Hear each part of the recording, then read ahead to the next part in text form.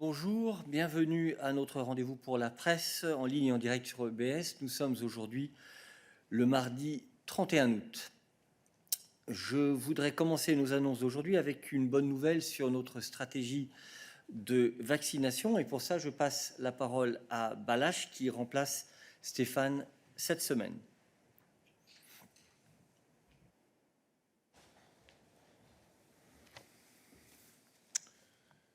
Indeed, good afternoon. So today the EU has reached a crucial milestone with 70% of the adult population now fully vaccinated. In total, some 256 million adults in the EU have now received a full vaccine course. This follows the Commission's delivery target being met last month, ahead of time, to provide member states by the end of July with enough vaccine doses to fully vaccinate 70% of the adult EU population. However, the pandemic is, of course, not over.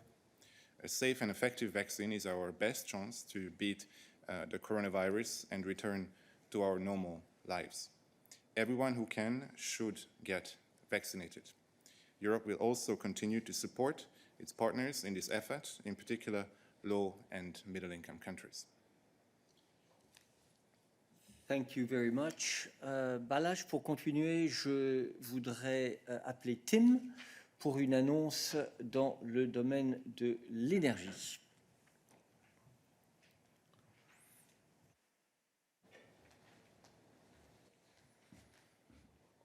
Good afternoon, everybody.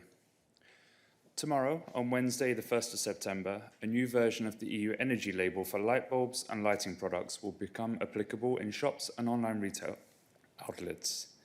The EU energy label is a widely recognized feature on household products. 93% of consumers recognize the labels, and for 79% of them, it has influenced their purchasing decisions. Light bulbs and lighting products have become much more energy efficient in recent years. Many of them have achieved A+ or A++ ratings on the current scale. This is why we now need to rescale the labels and leave space for further improvements in the future without confusing consumers. As of tomorrow, we will return to a simpler A to G scale.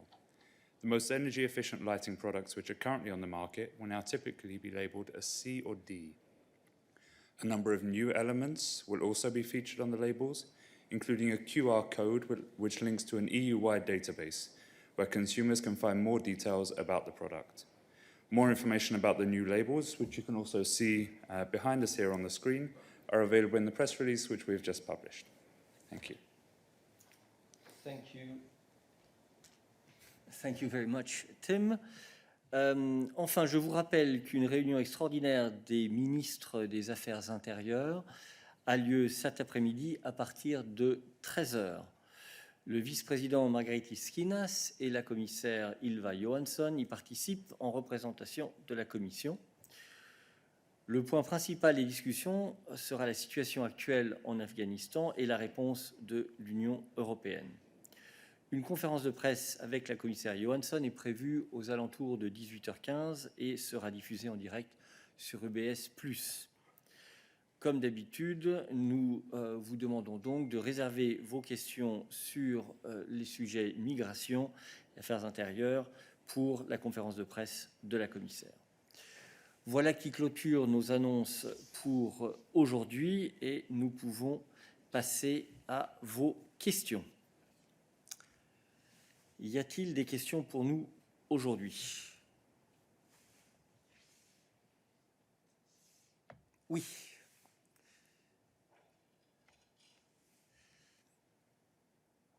It's Maria Psaraf for RIK TV today. It's the Cypriot public television.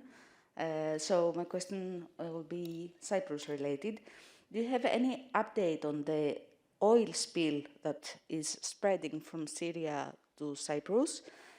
Is there any reaction to this, and how can the Commission help the situation? Thank you. Thank you very much. Balázs.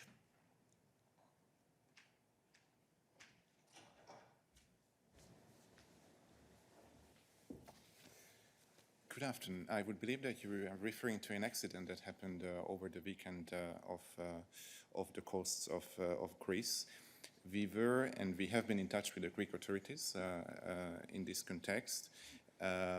At the moment, I'm not aware of any concrete requests from their side, but we continue to be in touch with them via our emergency crisis center. So should I have any updates on this, I will come back to you in the afternoon.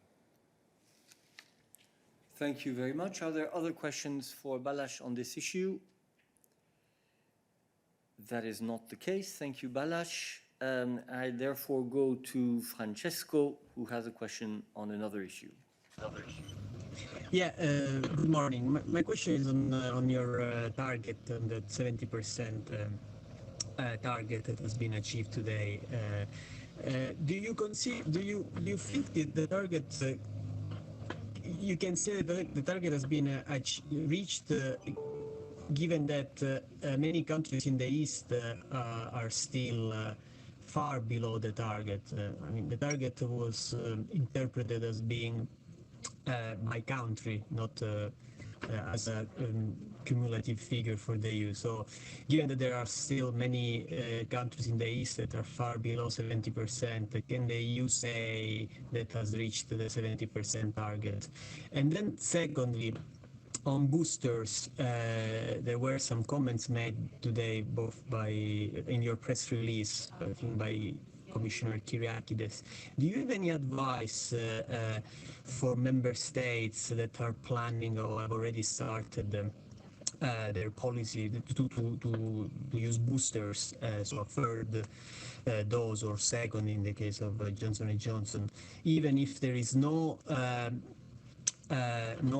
data yet that prove that boosters are needed or that boosters are not are safe, actually, with the WHO saying that this can also be negative in the fight against the variants, given that variants spread mostly among people that are not vaccinated, and giving boosters to people that are already vaccinated in a moment in which there aren't enough vaccines for the entire world means that more people could be exposed to the virus and then to new variants.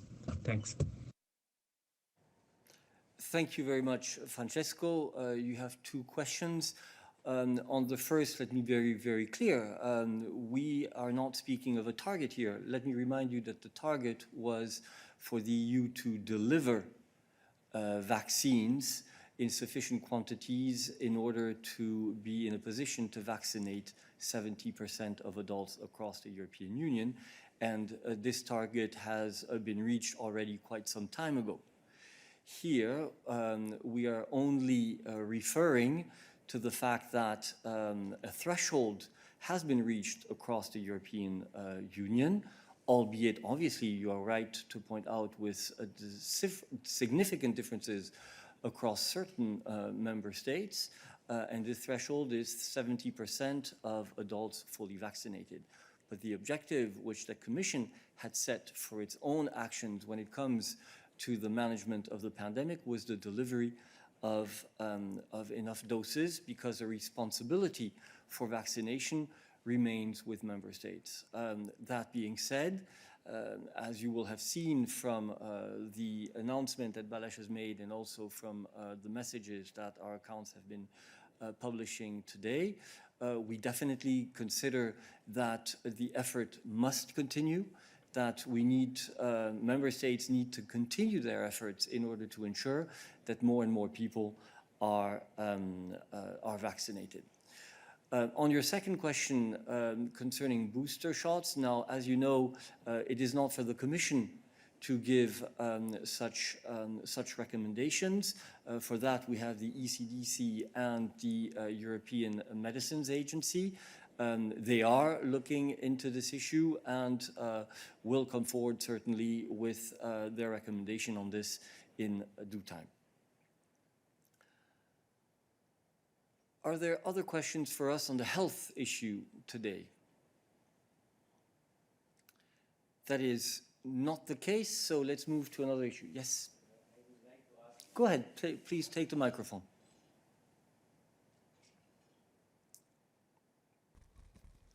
Okay. This is Khalid Hamid Farooqi from Geo Television News, Pakistan and Young Group of Newspapers. I would like to ask that Pakistan have been cordially supporting the evacuation of European citizens and European Commission staff and IMF from Afghanistan. Will there be some sort of cordial reciprocity which Pakistan expect from EU on direct issues like FATF and Pakistan International Airlines ban to fly in Europe, and also the removal of threat of GSP plus trade concession scheme, which is now with the Commission for suspension on the behalf of European Parliament. These three issues, people of Pakistan expect some sort of leniency on these issues, and European Union must look at it. Thank you. Thank you. I believe the last part was a statement rather than the question, but on the question of our relations with Pakistan overall, I will give the floor to Peter.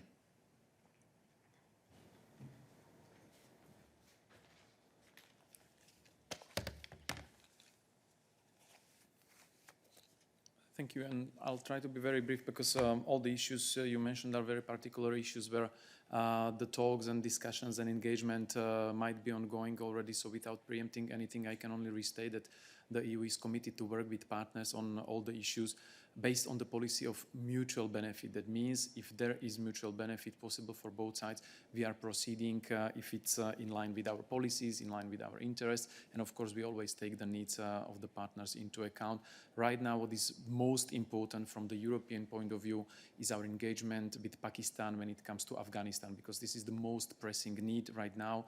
The crisis and the developments in Afghanistan have many implications on the neighboring countries, such as Pakistan, but also on Europe. That's why our focus right now is really to engage with Pakistan, to focus on how to prevent the negative spillover of events from Pakistan, in Afghanistan, on Pakistan, other neighboring countries, on the region, and on the EU. But of course, within this dialogue, we have ongoing dialogue on all the issues you mentioned.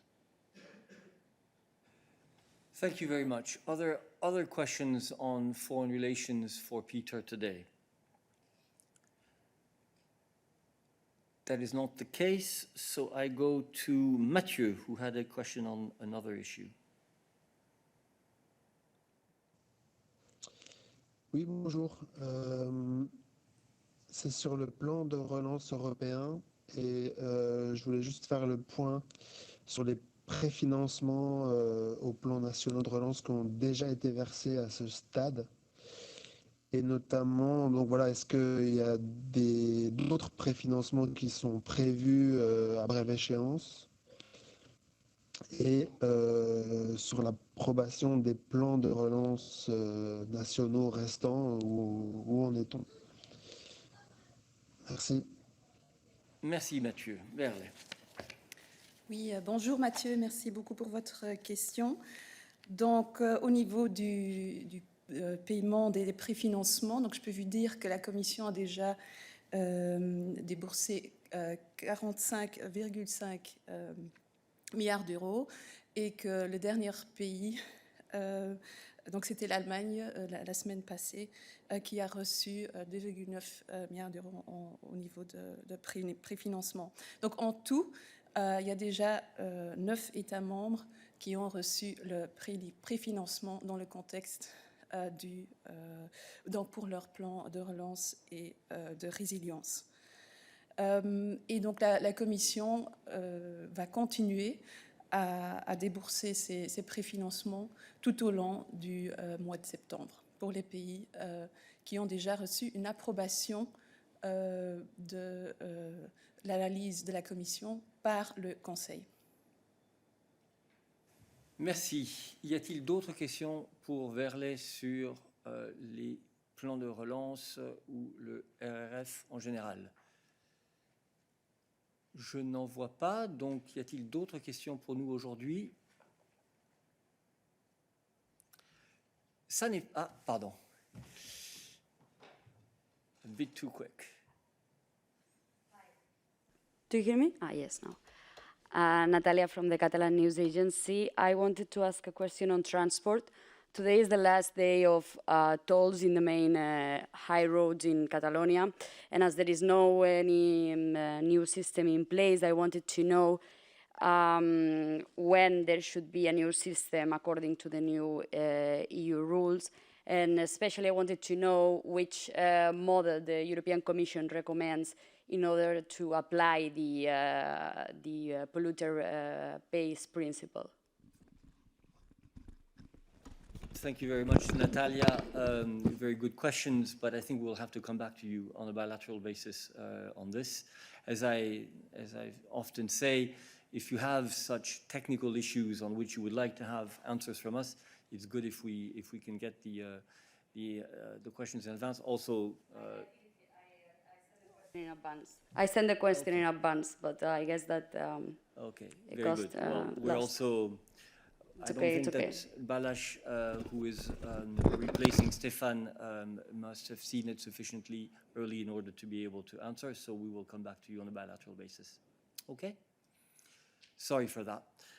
Thank you very much. Are there other questions for us? That is not the case. Yes? Ooh. And I do have my glasses on, so I should be able to see you. Yeah. If I could ask you to sit on seats which have not a sign on them, allowing you not to sit, but never mind. Okay, it's been a while. It's been a while. Maeve McMahon, Euronews. Thank you for the floor. Could you just give us an update on how the meeting went yesterday between Vera Jourova and Mateusz Morawiecki, please? Christian, what can we say on this?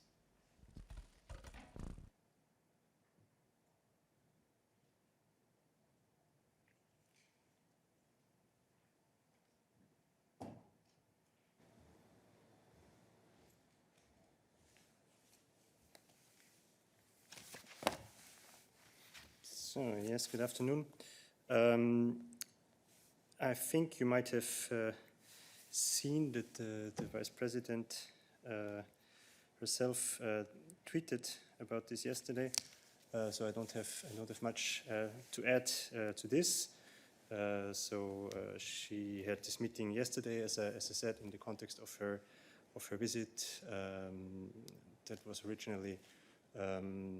That originated from her invitation to Gdansk to participate at the commemorative events where she just delivered a speech. And so yesterday she had meetings in Warsaw and met with the Prime Minister, and we will continue the dialogue on rule of law and other relevant issues, both for Poland and the EU, as the Vice President said. She called that the EU is a community of law based on mutual trust, and that this is why the rulings of the European Court of Justice must be fully respected. So that is basically what I can say. I don't have really much to add to what the Vice President said herself on this yesterday. Thank you. Are there other questions on rule of law for Christian today?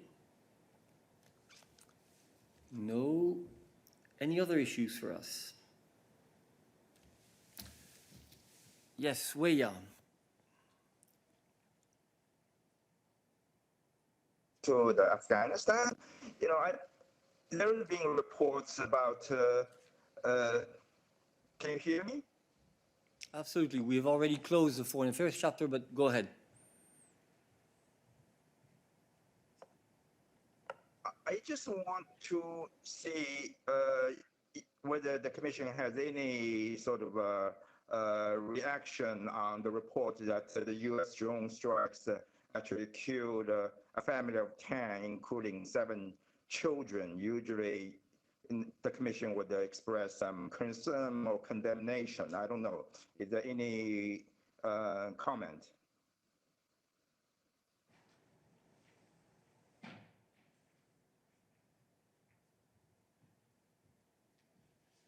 I'm not sure if I understood exactly. Whether we have any reaction to the fact that the U.S. drone strike would have killed 10 people. The U.S. drone strike. Well, thank you for this question. You know that in general, we always regret loss of innocent lives. This is the bottom line of the European Union, and this is very regrettable, and our thoughts always go to the families. of the victims. When you're asking about specific incident and US drone operation or US military operations, one has to remember the circumstances under which the international community, the United States, are operating in Afghanistan. There have been cowardly and brutal attacks against civilians at the airport several times since last week. And this is something we are condemning very much. We understand that a number of these attacks have been claimed by the ISIS, the local branch in Afghanistan. I would refer you to the statement issued by the anti-Daesh coalition last night. It's also on our website, and it's a statement about the situation in Afghanistan in more general from the security point of view, condemning all these attacks that lead to loss of innocent lives. And this is all I can say at this stage. Thank you very much. Are there other questions for us today? Yes, please. In today's political newsletter, there was a piece on the rise of anti-Semitism in Europe. And I was wondering, what are the concrete plans for the Commission to combat anti-Semitism, especially in the wake of the corona crisis? Christian.